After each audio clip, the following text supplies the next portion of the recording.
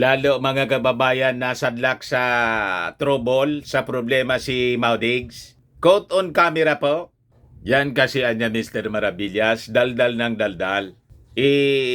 Retired na siya as Pangulo ng ating bansa, dumadaldal pa. Imbes na mamahinga na lang. O ngayon, nasadlak anya sa problema. Lalong na trouble.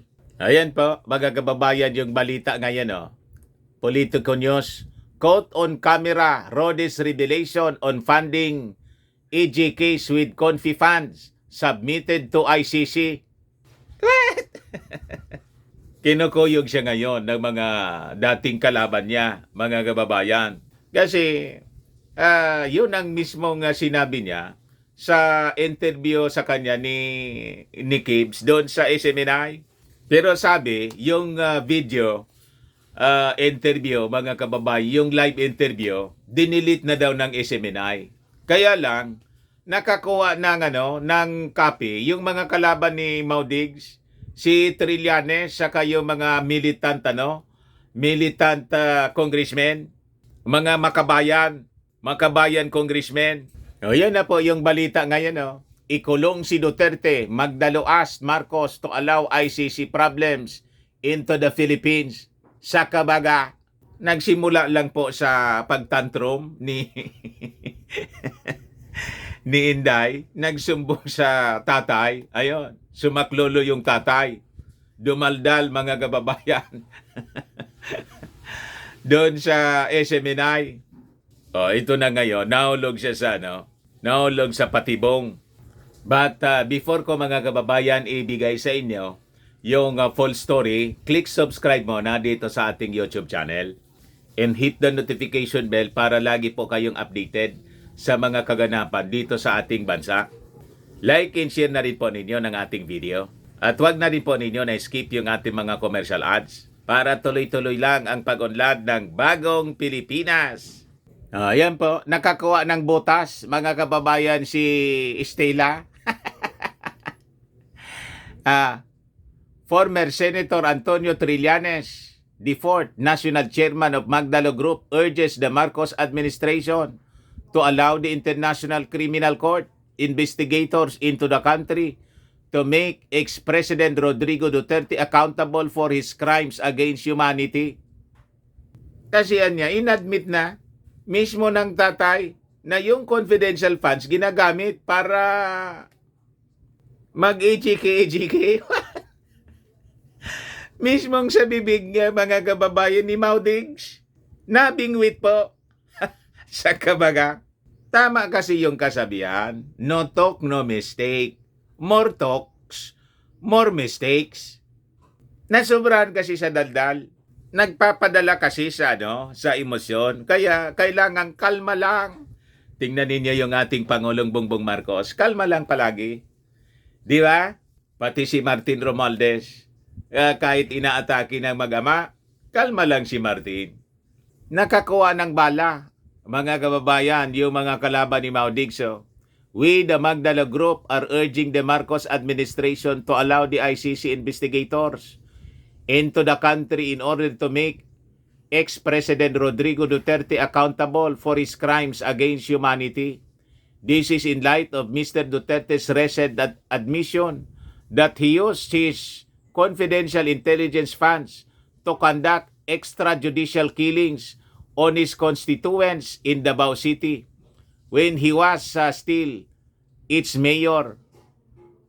We have witnessed and documented the barbaric actions of the past administration as well as the trauma and hardships that the thousands of victims and their families have suffered. Truly, justice is long overdue.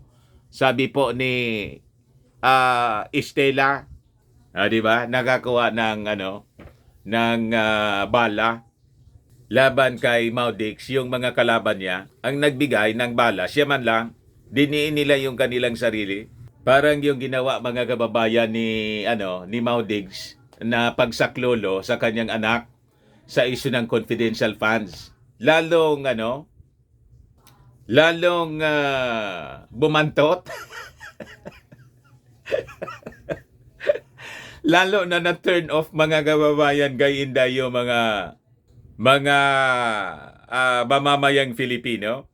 Kaya si Inday ngayon, na-stress siguro, nag-relax, umakyat ng bundok. Ayan po si Inday. Sabi ng Minda Vote, while everyone are busy attacking, ganito talaga pagpayapa ang isip kasi alam mong wala kang ginagawang mali. Baliktad po. Pag ang tao nagre-relax siya, ang ibig sabihin yon, stress. Kaya nag-relax ka, ang katotohanan, na-stress si Inday. Kasi sablay yung mga ginawa niya, mga kababayan. Yung mga pronouncements niya, mali. Di ba? Nagsumbong pa siya sa tatay niya. Ayun, sumaklolo yung tatay. O ngayon, nasadlak na rin sa problema. Pati yung tatay, kasi dumaldal doon sa programa ni Kibs. Kaya baliktad po ito sinasabi ng Minda Vote na payapa. Umakyat ng bundok para mga kababayan makalimutan sandaling makalimutan yung mga problema na siya rin po ang may gawa. Yung mga ebidensya po laban sa kanila ngayon, sila yung nagbulgar. Halimbawa sa confidential funds, inadmit ni Inday na ginagamit mga kababayan yung confidential funds kahit sa tree planting.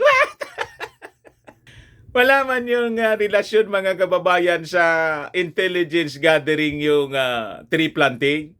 O ngayon naman, si Maudigs, yung tatay niya, inadmit niya na ginagamit yung confidential funds sa EJK. What? Iba yun, sinabi mismo ng dating Pangulo na yung confidential funds ay gagamitin mo para yang si Franz Castro, ayun, magpa-file na po ng asunto laban sa dating Pangulo. Ngayon po, hindi na siya Pangulo, wala na siyang immunity. So nagkabala mga kababayan si Trillanes at yung mga Makabayan Black. We have submitted to the ICC this video wherein Duterte publicly admitted that he used the confidential intelligence funds to conduct EJKs on his constituents in Davao City when he was still mayor. This is truly an open and shut case, sabi po niya. So sabi rito, in an undated clip which aired from SMNI, Duterte said, ang intelligence fund, binili ko. Pinapatay ko lahat, kaya ganon ang Davao. Yung mga kasama pinatigo ko talaga, yun ang totoo. Pinasubo niya, ng kanyang barkadang si Kibs, yung dating Pangulo. Parang itinulak ni Kibs yung kanyang barkada sa Kumunoy.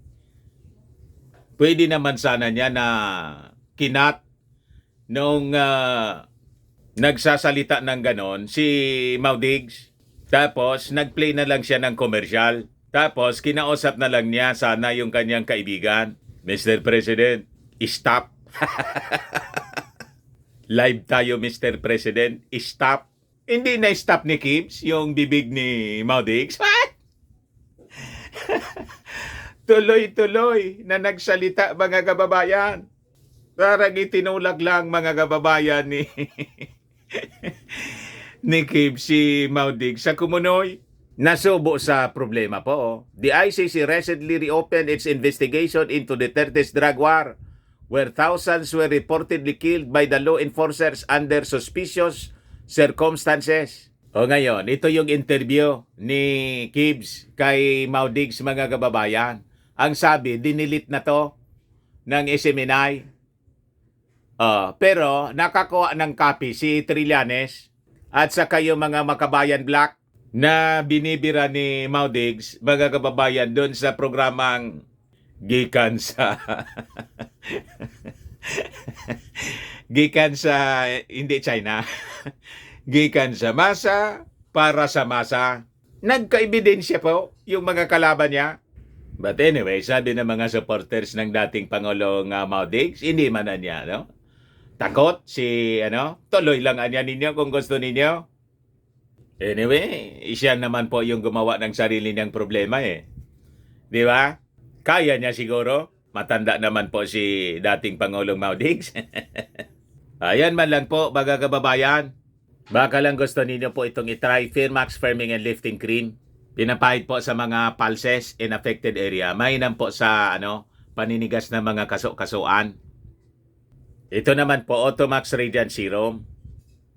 Sa mukha naman yung application. Anti-aging po siya. You will look 10 years younger than your age. Sa mga cancer patients naman po, baka lang gusto ninyo itong itry. Nengxia Red Mix Fruit Drink. Hindi man po siya gamot, food supplement siya. Kaya lang, gawa siya mga kababayan sa goji berry. Yung goji berry may anti-cancer properties. Ayos? O yung mga inquiries ninyo, dumiretso na lang kayo sa aming messenger sa Facebook para masagot namin agad. Ako po si Dante Maravillas. Bye-bye po. God bless.